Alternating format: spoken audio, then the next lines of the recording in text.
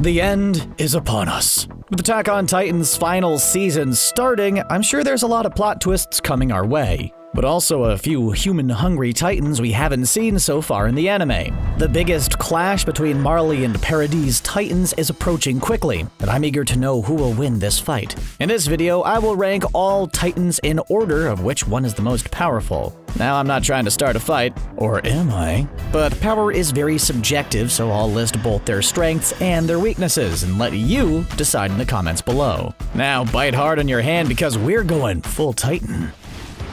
Obviously, the weakest of them all are the pure titans. These titans are like house cats, scavenging for food and overeating until their meal ends up all over your favorite carpet. See, they don't even have a digestive system, so that's basically the only way they can get rid of all these poor souls just bathing in that belly juice. Ugh. On top of all that, they have an equivalent IQ and aggressivity level of myself in the morning before having my first sip of coffee. Mondays, am I right? And just like me, they mindlessly run around waving their limbs like a 3-year-old who's still learning to walk. Mornings are hard, okay? Now, as a member of the Survey Corps, you shouldn't be too worried about one pure titan, but you do gotta watch out for herds. While they are pretty dumb individually, they can be trouble for a whole team if their buddies join for the party. Imagine The Walking Dead, but like T-Rex size. Like in any group, there is always that one that's just weird. Those titans, while being pure titans, are categorized as abnormals. Those rare creatures are basically erratic and unpredictable. Some of them start running around like crazy, ignoring everybody. A few jump around for no reason, crawl with no direction, or on rare occasions even talk. The pure titans' lack of intelligence and total randomness make them the weakest form of titans. While clearly more powerful and bright than the pure titans, the cart titan is one of the less powerful of the 9 titans. Although not as good at fighting as the others, it does have its qualities. Just like when I find my cat scratching the sofa, the cart titan is capable of incredible speed. Walking on all fours, the long-faced titan is often used, as its name suggests, as a cart. The Marley forces mount cannons, boxes, and all kinds of weapons on its back, basically using it as a shopping trolley or a tank. The cart titan is also one of the most enduring of the 9, and like a grad student, it can withstand long hours of work without sleep, minus the caffeine, of course. Its endurance ability also allows it to stay in Titan form for a very long time compared to other Titans who clock out early. While our good old cart buddy can move fast like the Flash, his defenses are honestly weak. It has no armor, it's not a big boy, and considering its posture, it would surely lose in a fistfight. Its regenerative speed is also very low, meaning that if someone is fast enough to kick him really hard, it'll probably just lay down agonizing. The next on our list is the Jaw Titan.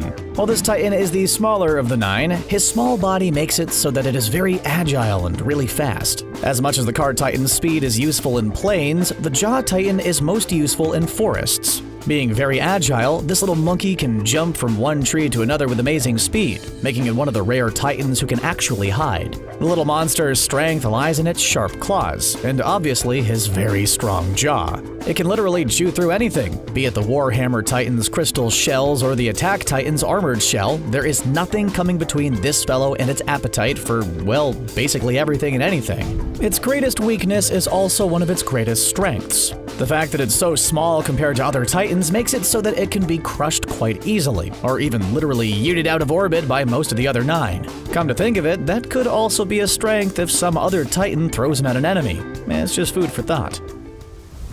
Now that might come to you as a surprise, but the Colossal Titan gets ranked at number 7. Is it strong? Oh yeah, but besides being really hard to look at, it's also super slow. But let's start by talking about his good points. One thing's for sure, when it comes to the Colossal Titan, the guy is not subtle. Being over 60 meters tall and having exfoliated way too much, it also generates a small nuclear-type explosion when it transforms, wrecking everything that stands too near it. One of his greatest defense skills, steam emission, can push away any attackers. While this defense mechanism can give it an incredible advantage, it can also mean its downfall if used for too long. You see, the more heat that it loses, the more muscles, which at some point or another leaves only bones. This could mean that the Titan's user could fall if they spend too much time relaxing in the steam room.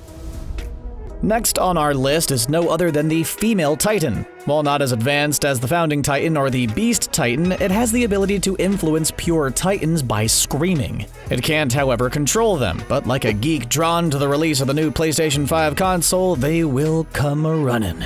This can be quite useful if the female Titan has nowhere to go during a fight. But there is a catch. They will come running, yes, but to eat her. So the user better think quick and get the heck out of there. The female Titan can also harden part of its skin, making its fists lethal weapons capable of throwing powerful punches. While not exactly a special feature of the female Titan, Annie Leonhardt being the skilled martial artist and having a similar base form to the female Titan makes the giant lady a formidable opponent in one-on-one combat. The all-round Titan's hardening ability can also save its user as a last resort, putting the user to sleep while protecting it in an impenetrable crystal casing. While this may save the user's life, who knows what could happen once the crystal wears off. This brings us to the last Titan introduced in the series, the Warhammer Titan. This guy can produce structures that are made from Titan skin. While other Titans can alter their skin through hardening, like the female Titan, the Warhammer Titan can manipulate it and create weapons like a crossbow or a giant warhammer capable of knocking anyone in its path to the heavens high above. Just like the female Titan, the Warhammer user can also encase themselves in a crystal casing, but unlike the female Titan, they remain conscious throughout the whole thing.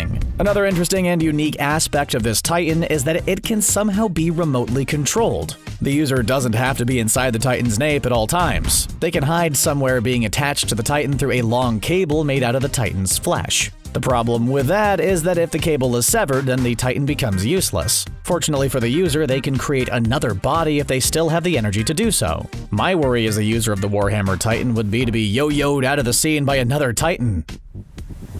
Now this is an interesting one. The Yeti-looking Beast Titan's powers and appearance really depends on its current user. While Falco swears there was a winged Beast Titan in the past, the current one controlled by Zeke looks more like an ape. So to make things simple, I'll just be using Zeke's Beast Titan form. One of the Beast Titan's first noticeable abilities is how good it is at baseball. Boy, can that ape throw. It also has some hardening abilities, although it seems way more limited and weak than the female Titans, making his defense stats not so impressive. The Beast Titan can also create new Titans by giving one of the subjects of Ymir his spinal fluid and roaring at them. The Armored Titan is one big chunk hard to break. Its skin is made out of thick layers of armored skin, making it almost impossible to break through. But just like the size of the Colossal Titan makes it hard for it to move fast, the Armored Titan's hardened body weight makes it slower than Titans without much defense. It can't really move as well as others, but is a living shield capable of taking a lot of damage. In some ways, the Armored Titan is the Hulk of the 9 Titans. While the Attack Titan is way faster, the Armored Titan can shed some part of its armor to increase its speed a little bit, making it just a bit faster, while more vulnerable to enemy blows.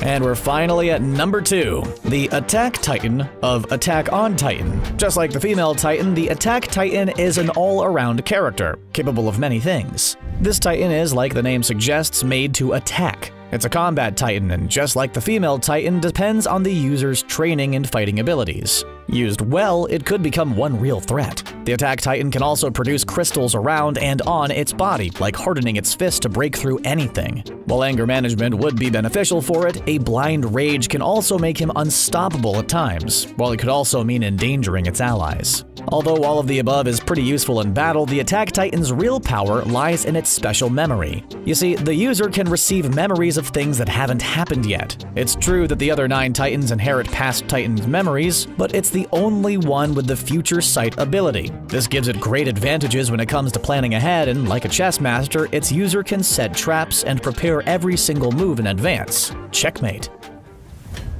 Now for today's last entry, as we have the mysterious Founding Titan. The first of all 9 Titans does not necessarily need to transform to use its abilities, which makes it even more dangerous. The Founding Titan mostly uses its voice as its weapon of choice. It can create Titans like Zeke's Beast Titan, but their ability is even more OP. making it even able to create colossal titans. Through screaming, the founding titan can control any titans to have them do its bidding, and can even modify or erase the minds of the subjects of Ymir. This control over the Ymir people can modify this entire population to the molecular level, as an ancient king of Eldia immuned its people of an epidemic around 600 years ago. Once more, the titan's fighting abilities depend greatly on its user, but with all that mind control, who really needs a body? So who do you think would win a fight between these titans? Is strength more important than defense or knowledge? Share your best scenario in the comments below and let the ramble begin.